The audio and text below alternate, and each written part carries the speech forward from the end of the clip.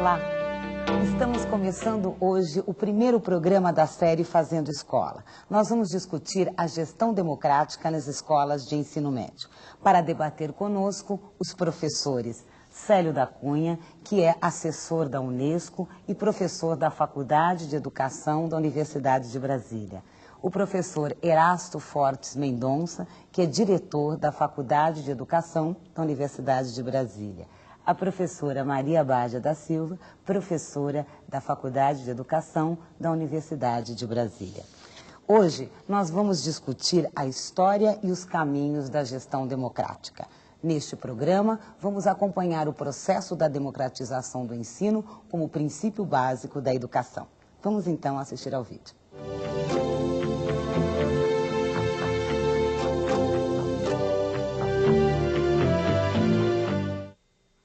O início do século XX é marcado por grandes movimentações políticas, industrialização, ideologias. Cresce a pressão por uma virada democrática. As populações rurais migram para as cidades e, com o início da industrialização, uma nova mão de obra é solicitada. Investe-se no ensino e o governo de Getúlio Vargas cria o Ministério da Educação e Saúde Pública em 1930. Apenas 30% da população em idade escolar estava matriculada nas escolas. Na Europa a gente conseguiu com que os estados pudessem formar sistemas públicos de educação há muito tempo. No Brasil, essa ideia, eu estou dizendo apenas ideia, ela só vem a público na década de 1930, com o movimento renovador da educação, os pioneiros da Escola Nova. Anísio Teixeira, Lourenço Filho e outros importantes educadores lançam ao público um manifesto dos pioneiros da educação em defesa da educação pública. Na hierarquia dos problemas nacionais, nenhum sobreleva em importância e gravidade ao da educação. A laicidade, gratuitidade, obrigatoriedade e coeducação são outros tantos princípios em que assenta a escola unificada. Cada escola, seja qual for o seu grau, dos jardins às universidades, deve, pois, reunir em torno de si as famílias dos alunos, estimulando e aproveitando as iniciativas dos pais em favor da educação, despertando e desenvolvendo o poder de iniciativa e o espírito de cooperação social entre os pais, os professores, a imprensa e todas as demais instituições diretamente interessadas na obra da educação. No período de 1946 a 1964, houve um grande avanço na política educacional brasileira, talvez o período mais fértil. O Brasil se descobre, Paulo Freire sensibiliza a nação sobre os oprimidos. Programas de rádio auxiliam na educação dos trabalhadores rurais e jovens professores, como Florestan Fernandes e Roque Spencer Maciel de Barros, desencadeiam ampla campanha em defesa da escola pública. No entanto, os resultados reais não acompanham as aspirações do movimento intelectual, nem respondem às expectativas da sociedade. Em 1964, segundo o Ministério de Educação e Cultura, de cada 1.000 alunos que entraram na primeira série, 449 passam para a segunda série do primeiro grau. Em 65, 313 passam para a terceira série do primeiro grau. Em 66, 245 passam para a quarta série do primeiro grau. Em 67, 165 passam para a quinta série do primeiro grau. Em 1968, 133 passam para a sexta série do primeiro grau. Em 69, 115 passam para a sétima série do primeiro grau. Em 1970, de cada 1.000 alunos, 101 passam para a oitava série do primeiro grau. A partir do golpe de 64, o país passa por um intenso processo de centralização administrativa. Também mudam o direcionamento e a condução do trabalho pedagógico e docente nos diferentes níveis do sistema público de ensino.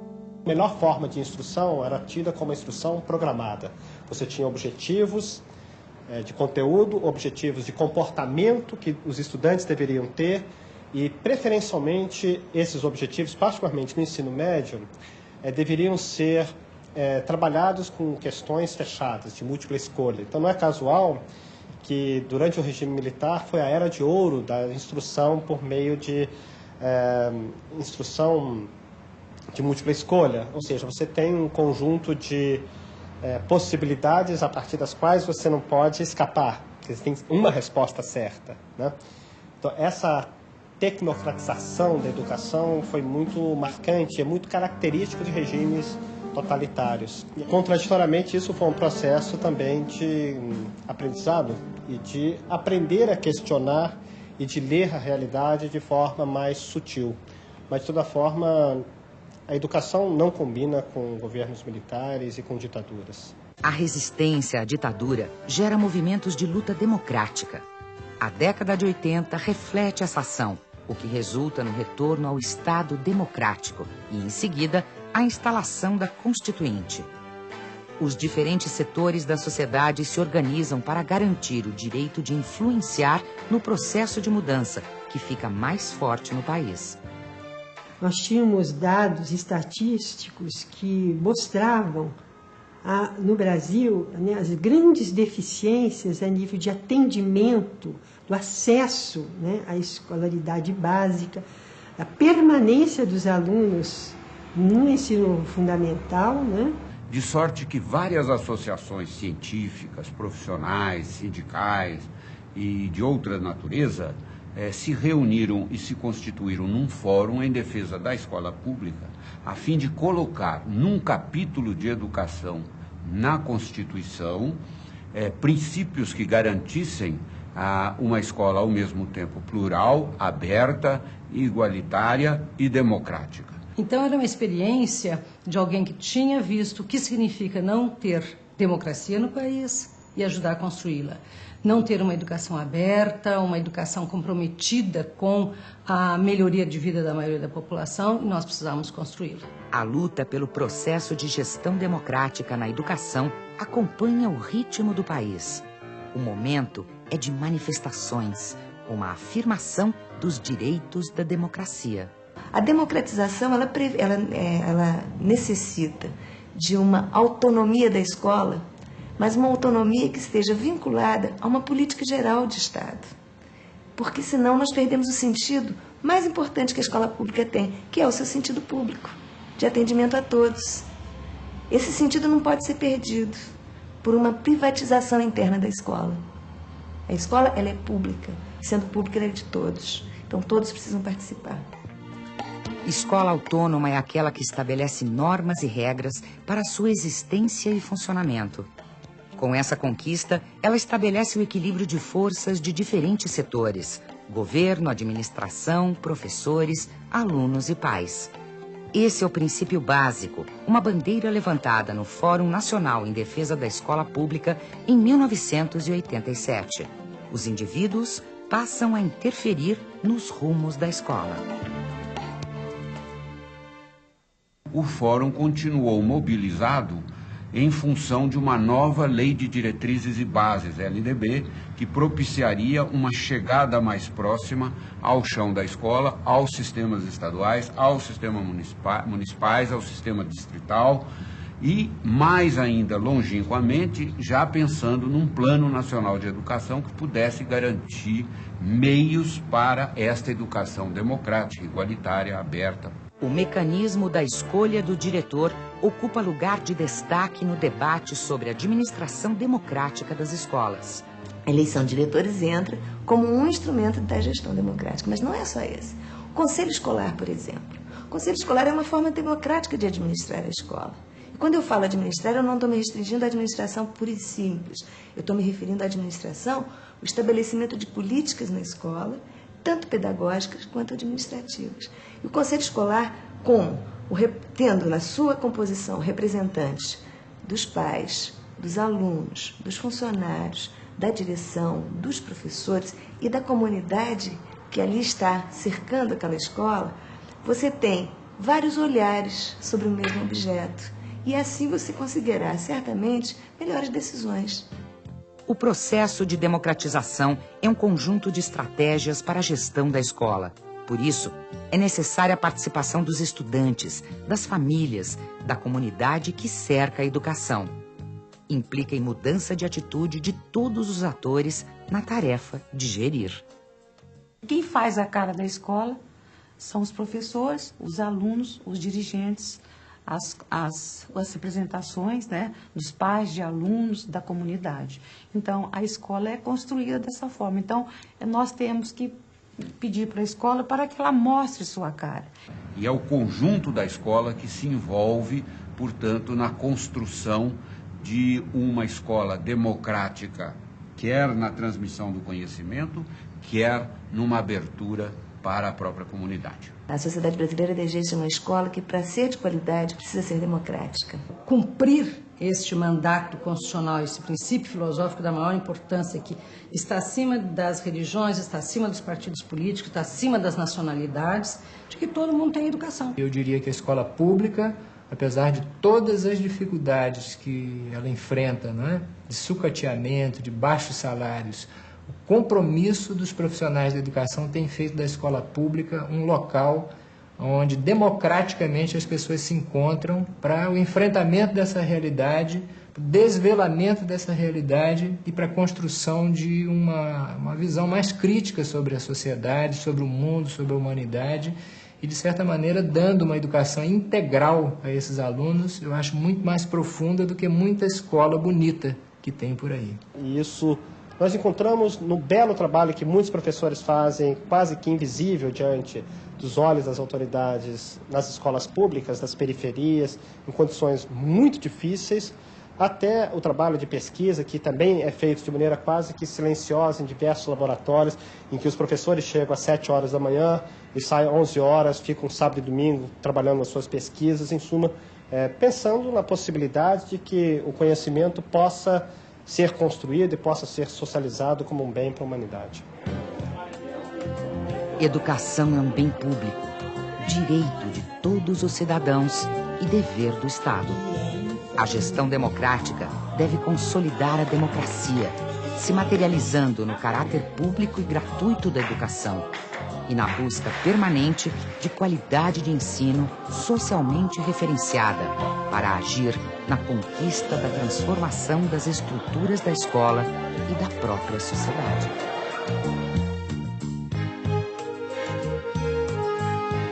E o que vocês acharam do vídeo, professor Erasto? Bom, essas imagens, eu creio que elas, as pessoas que participaram e participam da luta pela democratização da educação nesse país, essas imagens têm o poder de emocionar, eu acho, profundamente as pessoas que dessa luta participam, porque eu acho que elas conseguem resgatar um processo de luta histórica que o país enfrenta, vem enfrentando ainda, pela democratização da educação. Então, se num primeiro momento nós temos uma luta pela escola propriamente dita, pública, como um bem público, num segundo momento em que a população de alguma forma se integra à escola como sua usuária, essa luta se transforma na luta pela qualidade do ensino. E num terceiro momento a gestão democrática aparece como uma diretriz estratégica dessa luta por ser um indicativo, uma indicação de que por meio da gestão democrática a gente consegue democratizar a escola, consegue democratizar os sistemas de ensino e a educação propriamente dita, com importantes reflexos, eu acredito, na democratização da própria sociedade. Esse vídeo nos oferece a oportunidade de refletirmos um pouco sobre a questão da gestão democrática. No entanto, eu gostaria de ressaltar e trazer à memória um período anterior a 1930, que é o período do momento da presença dos jesuítas aqui no Brasil. Durante esse período, nós tínhamos, sim, um jeito de administrar a escola, uma forma de administrar a escola. Essa administração, assim como o próprio projeto dos jesuítas, era uma administração vertical, era uma administração hierárquica. Assim, vai prosseguindo no período que vem logo após, que é o período do Império. aí também nós vamos ter um jeito de administrar a escola, uma forma de construir a escola. E esta forma vem também na perspectiva da imposição de alguns, de que alguns pensam e alguns executam, alguns realizam as tarefas.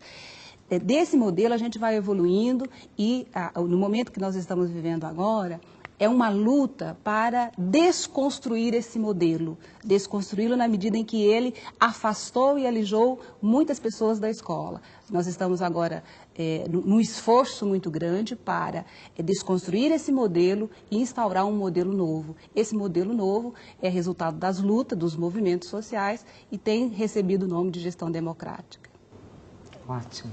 Professor Célio. Bom, o vídeo é uma síntese da luta pela educação no Brasil. Ele teve assim, uma felicidade muito grande de, já numa primeira imagem, apresentar Mário de Andrade. E aí eu chamo a atenção para um ponto importante, que foi a Semana de Arte Moderna de 1922. Foi um grito de guerra contra o passado, um grito de guerra contra uma literatura que já não interpretava mais o Brasil. E foi um divisor de águas. E quando o vídeo se refere, em 1932, ao Manifesto dos Pioneiros da Educação, o manifesto, então, fez no plano educacional o que a Semana de Arte Moderna fez na cultura. Um grito de guerra contra o nosso passado educacional, propondo uma nova política de educação, propondo uma escola democrática, propondo uma política de Estado, propondo ao governo Vargas, porque foi Getúlio Vargas que solicitou os pioneiros para fazer essa proposta. Lamentavelmente, veio a ditadura do Estado Novo em 1937 e o sonho dos pioneiros foi adiado. Foi adiado até chegarmos à década de 60, quando novamente é retomada a luta pela escola pública. E mais uma vez os pioneiros voltam e fazem outro manifesto. E mais uma vez redigido por Fernando de Azevedo. Foi um manifesto ainda uma vez convocados, também como um capítulo importante nessa história educacional. O que é importante frisar, e que o vídeo destaca muito bem, é que essa luta continua. O sonho dos pioneiros é um sonho ainda não realizado, que é o sonho republicano ainda não efetivado em nosso país. Ótimo. Nós vamos fazer um breve intervalo, mas nós continuamos a discutir daqui a pouco. E a gente vai conversar sobre os complementos históricos do processo da gestão democrática. A gente volta já.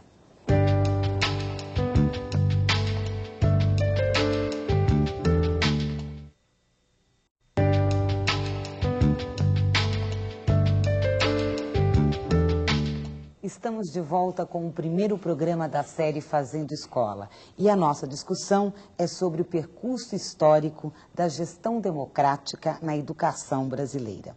Professor Erasto, o senhor poderia falar mais a respeito da questão histórica?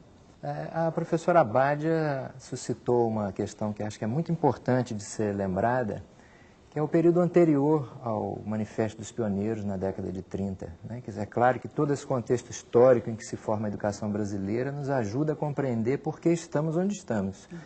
E quando a Abádia lembra a questão dos jesuítas, eu acho que é fundamental que se lembre também de que os jesuítas receberam do Estado português, para sua colônia, uma delegação de tomar conta da educação brasileira, que eu acho que se configura, num primeiro momento importante para o país, para o Brasil, de um lavar das mãos do Estado. Quer dizer, o Estado abre mão de supervisionar, de administrar um sistema de ensino, entrega a uma congregação privada, né, de toda forma, religiosa, a responsabilidade de conduzir a educação brasileira, e isso se dá na forma de um monopólio durante 210 anos. Quer dizer, é claro que isso deixou uma marca importante quando a Abádia lembra o jeito de administrar, o jeito de fazer a educação e a escola. Imagine 210 anos de monopólio na mão de uma congregação religiosa da maior importância e da maior força como os jesuítas. E aí é claro que todo o processo que vem depois disso é uma tentativa de se fazer a educação de um outro jeito, de uma outra maneira, até que chegamos onde chegamos. E que jeito é este? Aí eu observaria assim o seguinte, né? De fato, os jesuítas, eles tinham uma pedagogia tradicional, escolástica, né? Mas tinham organização. E eles foram expulsos em 1759, e é uma observação de um historiador inglês da época que é importante observar. Foi do Sotey. Ele escreveu uma história do Brasil, ele estava em Portugal. É um tema polêmico, mas eu acho que essa reunião é até para polemizar um pouco, né? Ele disse o seguinte, que o Brasil perdeu um grande patrimônio, porque Pombal mandou embora todos os jesuítas, foram mais de 600 professores jesuítas. Mas, de qualquer forma, há o aspecto positivo que representa, como o Erasto se referiu, a entrada do Estado na educação. Só que esse Estado na educação não fez nada. E esse período que também pós-Pombal, né, não deu certo. Pombal só deu certo no Brasil reformando a Universidade de Coimbra, assim, naqueles brasileiros que iam estudar em Coimbra, que depois teve algum efeito positivo na Inconfidência. Mas nem Portugal e nem suas colônias foi um completo abandono, né? E é por isso que Portugal também vai ser o Estado, o país, no conjunto das nações europeias, que mais tardiamente também entra no concerto europeu de progresso. Então está aí também uma origem do nosso atraso. O Estado também não fez nada, o Estado português. Professora? Ainda falando da questão dos jesuítas, tem um historiador inglês que se chama Eric Hobsbawm. Ele diz o seguinte, que cabe aos historiadores lembrar aos demais, aos outros, aquilo que eles esquecem. Então, a minha preocupação em voltar um pouco e compreender um pouco o período da educação jesuítica e depois o período da educação durante o período imperial é justamente para trazer à memória daqueles que estão nos assistindo de que é um período onde estão colocados os alicerces da nossa educação, né? Nesse momento, os jesuítas eles criam 2 tipos de escola aqui, e uma escola destinada a um grupo de pessoas privilegiadas, aqueles que serão os condutores, aqueles que serão os que vão pensar uma administração para esse país, um modelo de educação, e aqueles que vão, de certa forma, executar determinadas tarefas, e aqueles que vão depois, posteriormente, servir de mão de obra. Ora, uma escola pensada com essa estrutura, mais na frente nós vamos sentir os reflexos desse modelo, né? Por outro lado, durante o período do Império, né, nós tínhamos aqui a presença do monarca, e esse período também é muito significativo, porque aí você já tem, sim, a presença do Estado, de certa forma, se omitindo das questões educacionais, seja porque não havia um reconhecimento da escola como uma necessidade para se formar uma nação, seja porque o Estado tinha outras prioridades, né? Então, e a prova mais cabal dessa ausência do Estado de ter na educação uma ferramenta para construir uma nação é um marco em 1834, né, quando o governo descentraliza, né, uma primeira medida de descentralização, ele atribui às províncias toda a responsabilidade para legislar, criar e prover a educação das classes de primeiras letras. Isso vai trazer uma série de desdobramentos, uma vez que nós todos conhecemos que a história da educação desse país e o estado precário em que vivia as províncias, a falta de comunicação, a falta de recurso, a falta de uma organicidade, isso vai gerar inúmeros problemas, dentre eles a questão da exclusão de grande massa da população. Só complementando o que a Bádia, ela toca num assunto importante que é o ato adicional de 1834.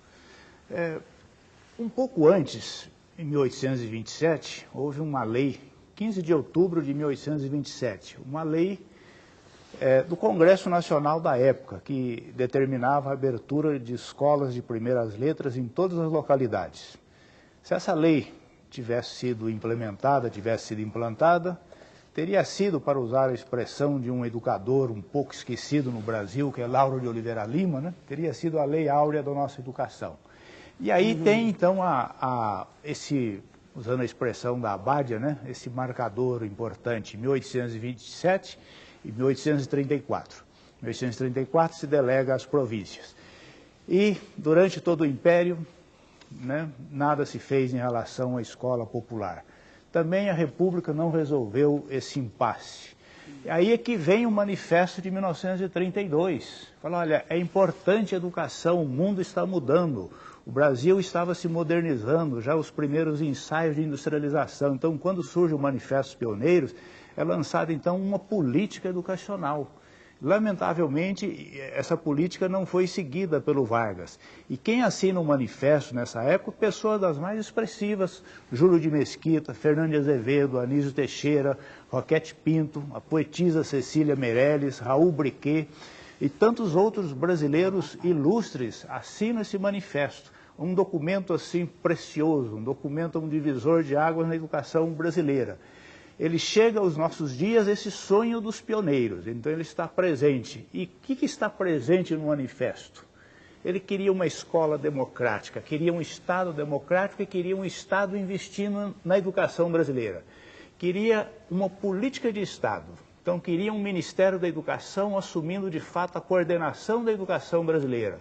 Queria acertar o passo com o futuro. Lamentavelmente, os pioneiros não foram ouvidos, alguns, como Anísio Teixeira, foram inclusive perseguidos, como a universidade que ele tentou inclusive implantar no Rio de Janeiro, ele foi posto de lado, né? E só depois, com a redemocratização do país em 1946, as coisas foram retomadas. O Brasil começa a se descobrir e estava se descobrindo. Quando chega na década de 60, surgiu uma lei, meia vitória, mas foi uma vitória, segundo o Anísio Teixeira. O Brasil sonhou e sonhou bonito, foi um período bonito a década de 60 no Brasil. O Brasil se projetava em todos os sentidos. Aí veio a Revolução de 64 e interrompe de novo esse processo. Professor Erasto. Pois é, então o marco, como foi chamado aqui, o grito de guerra em favor da educação, que foi o Manifesto dos Pioneiros, em 1932, eu acho que ele precisa ser lembrado como uma ideia liberal, porque não era nenhuma ideia grandemente revolucionária para a nossa análise possivelmente política ou sociológica hoje, era um manifesto liberal, não é? Com a tentativa de fazer aquilo que os países, os estados europeus já haviam feito para suas sociedades há algum tempo, de fazer com que a escola pública fosse um direito de cidadania. Então, a educação é indicada à sociedade como um bem público e não como uma mercadoria, não como um privilégio apenas para poucos. Se nós tomarmos a escola pública nessa fase de até 1950, 1960, nós vamos ver que ela continua a ser uma escola para a elite. A escola pública continua a ser uma escola para a elite. E se nós tomarmos, por exemplo, os locais onde essa educação se fazia, as escolas públicas, basta a gente pensar, visitemos as escolas construídas nessa época, nas cidades de interior de nosso país, principalmente, nós vamos ver prédios maravilhosos, belíssimos, arquiteturas muito bonitas. Escolas para elite. Quando na década de 60 começa a ser de fato uma realidade, não é? A expansão da escola pública e a população começa a ser usuária da escola pública, nós vamos ver um processo de decadência, um processo de sucateamento dessas escolas. Fisicamente, pelo menos, isso é muito constatável. Nós vemos hoje as escolas públicas, são em geral os prédios mais feios, mais decadentes. Se nós olharmos quem entra como usuário da escola, a população, o povo. Quer dizer, a elite não é mais a usuária da escola pública.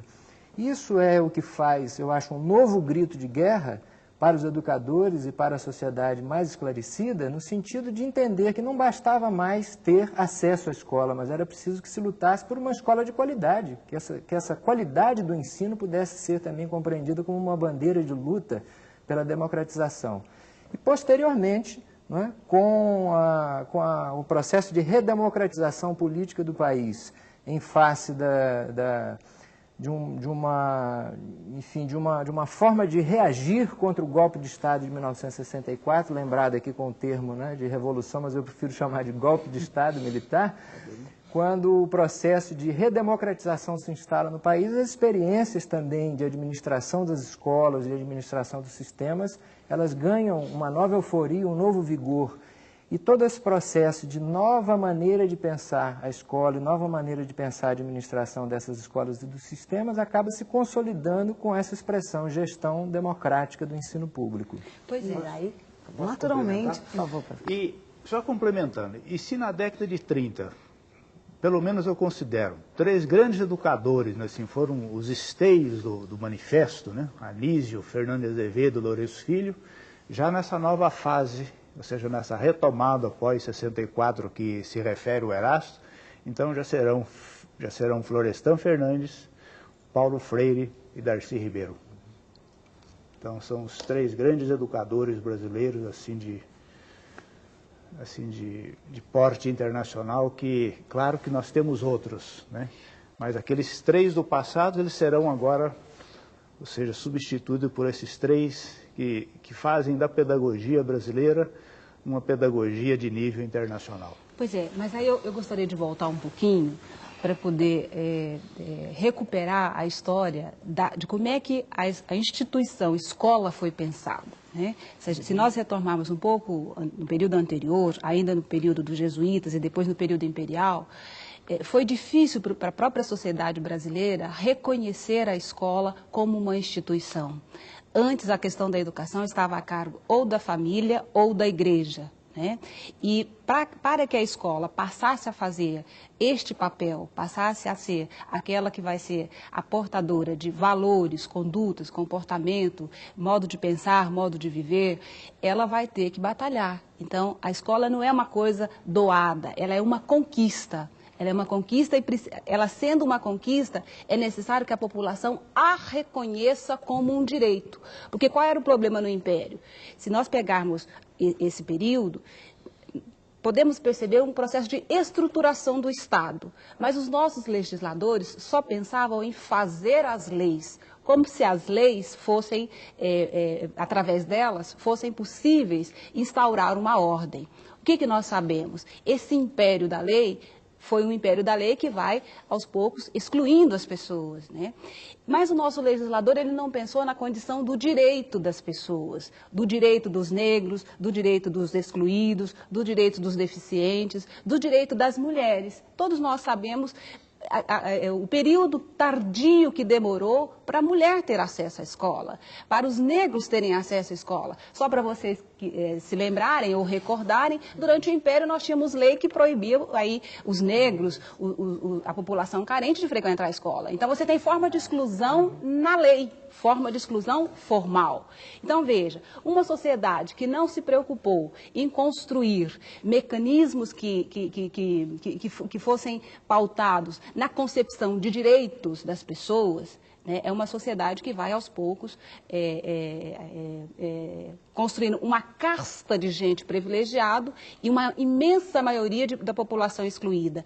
Precisamos de uma sociedade, sim, e de uma escola que defenda que todos nós temos direitos, homens, mulheres, negros, índios, brancos e tal, deficientes, homossexuais e tal.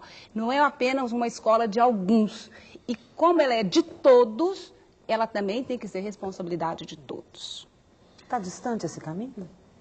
Não, eu acho que nós estamos num processo de luta. Eu acho que o próprio documentário que foi apresentado nos indica que a gestão democrática ela não passou a existir porque ela passou a ser um preceito constitucional na Constituição de 1988.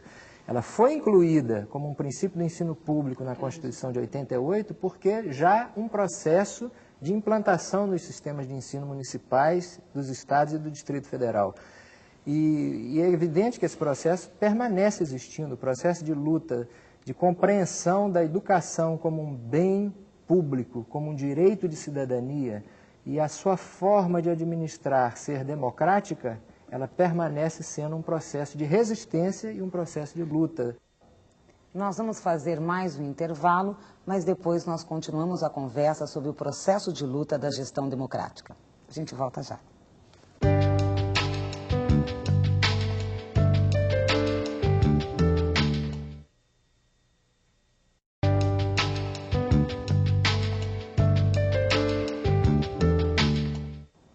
Fazendo Escola está de volta. Hoje nós estamos discutindo as lutas pela democratização e pela qualidade do ensino nas escolas públicas brasileiras. Professor Erasto, dentro desse processo de luta, qual o papel do Fórum Nacional em defesa da escola pública? É importante lembrar do papel do Fórum, porque ele foi e continua sendo um papel fundamental na luta pela democratização da educação em nosso país. Quando se instalou o processo constituinte na década de 1980, os educadores organizados, especialmente nas suas entidades de caráter científico, acadêmico e sindical, compreenderam que era importante influenciar o Congresso Nacional na consolidação de experiências que já vinham sendo realizadas nos sistemas de ensino. E o Fórum, estabelecendo esse debate com o Congresso Nacional, conseguiu incluir na Constituição de 1988 a gestão democrática como um princípio do ensino público. Isso depois também vai se dar no processo de elaboração da Lei de Diretrizes e Bases, né, que termina com a lei sancionada em 1996, e, por último, no Plano Nacional de Educação, que é uma lei também de 2001. O Fórum Nacional continua organizado e continua no sentido de entender que a luta pela democratização da educação em nosso país, ela é uma luta que permanece, porque ela não é uma outorga do Estado.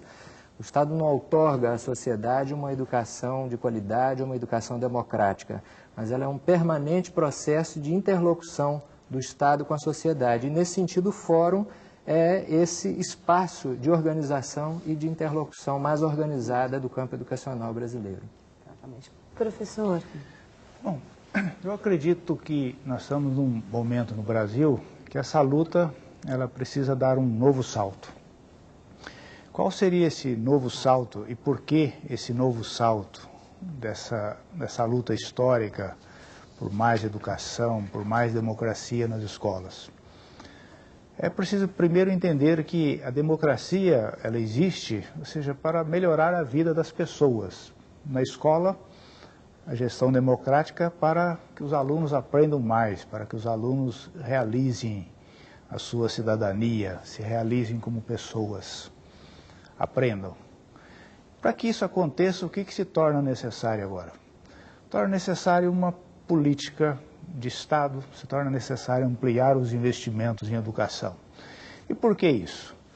Porque se não ampliar os investimentos em educação, nessa fase que nós estamos vivendo de globalização de tudo, de mundialização das atividades humanas, a educação hoje ela está no coração da sociedade. Então nós estamos vivendo uma sociedade do conhecimento. Nunca se demandou tanto conhecimento quanto hoje.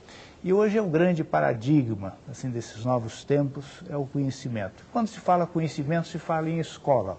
Então nós precisamos democratizar esse conhecimento por uma escola de qualidade, por uma gestão democrática. E para que se tenha assim, a ideia, a dimensão disso, um documento recente da Unesco ainda constatou que são necessários 11 a 12 anos de escolaridade para se inserir nesse mundo da globalização. O Brasil está longe de atingir essa meta. Então nós precisamos de uma política de Estado permanente, com mais recursos e de uma escola com gestão democrática de qualidade, uma escola inclusiva, que não apenas chame o aluno, ou seja, para ser matriculado, mas uma escola capaz de fazer esse aluno aprender, capaz de fazer esse aluno cidadão. Pois é. Nos anos 80, o que nós podemos perceber é essa luta em prol de três coisas: democratização, descentralização e inclusão das crianças. O grande desafio para nós todos que somos educadores é a presença dessas crianças de classes oprimidas, né, do filho dos trabalhadores. O nosso grande desafio é acolher estas crianças e fazer com que essas crianças aprendam. Nesse sentido, dentro da escola, a nova maneira de você organizar e pensar a gestão democrática dentro da escola conta com um instrumento fundamental, que se chama projeto político pedagógico. Através da construção coletiva, através da elaboração coletiva deste instrumento, é possível que nós tenhamos condições de acolher as crianças, de acolher os adultos analfabetos, de acolher as mulheres, de acolher os deficientes e fazer com que essas pessoas sejam porta-vozes de direitos e de saberes. Né? Como é que nós vamos falar em democratização da sociedade, na medida em que o próprio vídeo que nós vimos mostrou aquela quantidade de alunos que a própria escola expelia esses alunos, eram tidos como alunos indesejáveis. Então, falar de gestão democrática significa uma atitude e uma disposição de acolhimento daqueles setores que sempre foram excluídos. E essa atitude de acolhimento significa também uma mudança de atitude, uma mudança de comportamento, uma disposição em aceitar aqueles que são diferentes, em conviver com opiniões que são diferentes, né? Em dialogar com aqueles que nunca tiveram sequer voz e fala dentro da escola, né? Então, o que nós precisamos? De atitudes mais precisas, de maior convicção, de maior disposição e, acompanhado com isso, instrumentos legais, instrumentos institucionais que possam de fato, construir dentro da escola formas democráticas, formas mais justas, formas mais participativas e forma de você fazer com que as pessoas sejam, de fato, portadoras de direitos e de saberes e de conhecimentos. Só complementando isso que a Abádia falou, ela tocou num vocábulo-chave, diferença. Então, acho que é o papel da escola, é uma pedagogia para essa enorme diversidade criadora no Brasil. E o que precisa fazer essa escola? Ela precisa agora, o seu grande desafio, é por isso que precisa mais dinheiro. Ela precisa fazer na ciência, em todas as ciências, fazerem Pelés, que até agora ela só faz na música, só faz no futebol. Então nós precisamos também ter Pelés na ciência brasileira, em todas as áreas do conhecimento do Brasil. Nós precisamos ter prêmio Nobel também aqui.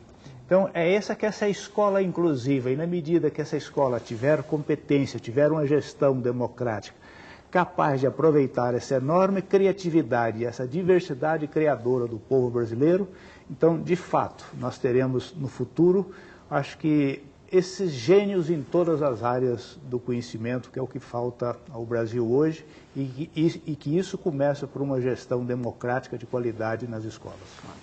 Professor Erasmo. Agora, como é que essa luta se materializou, não é, para que a gente possa sonhar com essas conquistas todas em relação a uma mudança de atitude, né, na educação e na escola? Ela se constituiu, essa gestão democrática, basicamente por uma luta iniciada, que foi a luta pela descentralização dos processos da hierarquia verticalizada que nós tínhamos, né, e continuamos a ter, infelizmente, em muitas escolas e muitos sistemas de ensino, e que se concretizou pela luta pela eleição de diretores. Quer dizer, foi uma forma que o campo educacional encontrou de entender que a escola precisa ser administrada não apenas por um professor, um especialista de educação qualificado ou habilitado, mas por alguém que tenha essa atitude a que a Abádia se referiu, a atitude de querer a inclusão, de querer a participação, de permitir, né, que o seu processo seja um processo de coordenação, que em bom português significa ordenar com os demais, com a diferença, com a pluralidade das ideias. Vários sistemas experimentaram essa iniciativa, né, da eleição de diretores com avanços, com sucesso. As pesquisas demonstram isso, que quando o processo participativo se instala na escola, os resultados são melhores. Posso acrescentar uma pergunta ao Erasmo? Com certeza. Está dentro disso que você está falando. Gostaria, assim, de ouvir a sua opinião agora, nós estamos discutindo gestão democrática em todos os níveis da educação. E como é que você vê, então, a questão das cotas? Das cotas, eu acho que é uma política afirmativa, professor, que é uma resposta que as instituições mais comprometidas, né, com os direitos da sociedade, com os direitos de cidadania, têm dado no sentido da inclusão, no sentido de se abrir para que os setores historicamente excluídos da sociedade tenham vez, voz, voto, chance de dizer e de decidir. E penso que a gestão democrática, inclusive no setor onde essa questão hoje mais se dá, que é a universidade, né? Que a universidade tem uma experiência histórica com a gestão democrática, mesmo antes da Constituição de 1988, pela constituição de colegiados, pela forma colegiada como as deliberações são feitas. Agora, eu queria retomar um pouco essa questão dos mecanismos para que a gente possa compreender e trazer ao debate a ideia de que a eleição de diretores é um instrumento fundamental, mas a gente também descobriu cedo de que não basta a eleição de diretores, que o processo de participação está para além da escolha democrática pelo voto, não é? Porque é preciso acompanhar o diretor que é eleito, isso se dá pelos colegiados deliberativos, é preciso se construir um projeto que mostre a cara da escola, isso se dá pela constituição de um projeto político-pedagógico, isso se dá pela descentralização no aspecto administrativo, pedagógico, isso se dá finalmente pela construção de uma autonomia das unidades escolares em relação ao sistema de ensino, em relação às políticas públicas. Não no sentido de um afastamento da escola dessas políticas, ao contrário, né? Porque a escola precisa estar comprometida com as políticas públicas do seu sistema de ensino e as políticas públicas nacionais. Mas é bom e é importante que ela diga em que na particularidade daquela escola, das suas condições objetivas, do seu corpo de professores, de estudantes, de técnicos e a sociedade que a cerca, em que ela pode e deve ser diferente. Pois é. Também dentro desse contexto, o movimento docente, né, o movimento de professores, tem essa preocupação, sim, de colocar no foco, né, de colocar luz em cima daquilo que para nós é um elemento fundamental, é o projeto político-pedagógico. Esse projeto político-pedagógico, todos vocês se lembram, há algum tempo atrás, ele era quase que um instrumento de gaveta, né? Ele era simplesmente para cumprir uma orientação que vinha da secretaria. Esta prática é que a gente tem que desconstruí-la. Nós precisamos assumir atitudes de que ele deve germinar. O projeto pedagógico ele tem que ser, tem que ter a sua base, ele tem que nascer dentro da escola, com todos aqueles segmentos que participam desta escola. Uma vez construído esse projeto democrático, né, esse projeto político-pedagógico, ele passa a ser uma ferramenta importante. Por quê? Nele estão presentes que tipo de escola que nós queremos, qual é a função da escola nessa região, nesta cidade, nesse bairro, que tipo de responsabilidade que nós precisamos assumir neste contexto geográfico, né? Que tipo de jovem que eu quero formar, que valores que esse jovem precisa assimilar, vivenciar e experienciar, né? Então, o projeto político-pedagógico ele é importante porque ele nos dá rumos de para onde é que vai a escola, de qual é para nós a boa formação integral. E senão nós vamos cair naquela de formar o cidadão para o trabalho, como se existisse trabalho para todo mundo. Ora, nós sabemos que o mercado de trabalho está aí com inúmeras dificuldades estruturadas. Então, na minha avaliação, o que nós temos que resgatar? Primeiro, que a escola precisa se encontrar mecanismo de fazer com que o sujeito aprenda. Nós estamos perdendo porque nós ainda não conseguimos fazer com que as crianças pobres, eu estou me referindo exatamente às crianças pobres, às crianças que vêm aí, que moram nas periferias, fazer com que essas crianças aprendam. Segundo, construir coletivamente esse projeto pedagógico e assumir responsabilidades conjuntas. Pais, professores, funcionários, os alunos, toda a comunidade. É um processo coletivo, complexo, difícil, ele tem avanços, ele tem recuos, o próprio processo da eleição para diretores já nos mostrou isso, né?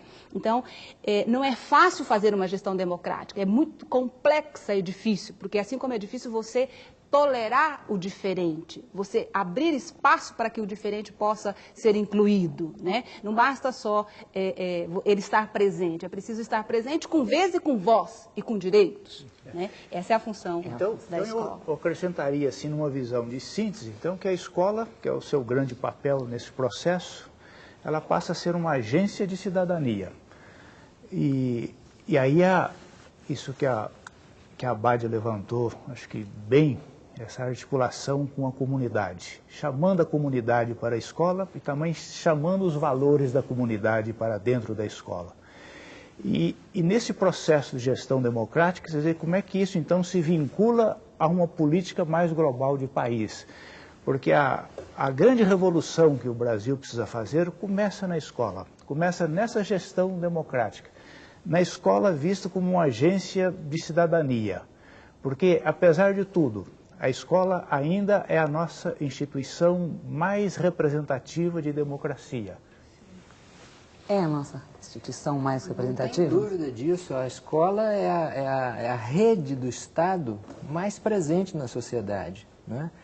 E basta dizer que as crianças, os jovens, os adolescentes, os adultos que ali estão como usuários, estão uma boa parte da sua vida, né? Uma boa parte do seu tempo na escola. E essa rede de presença do Estado, ela precisa ser...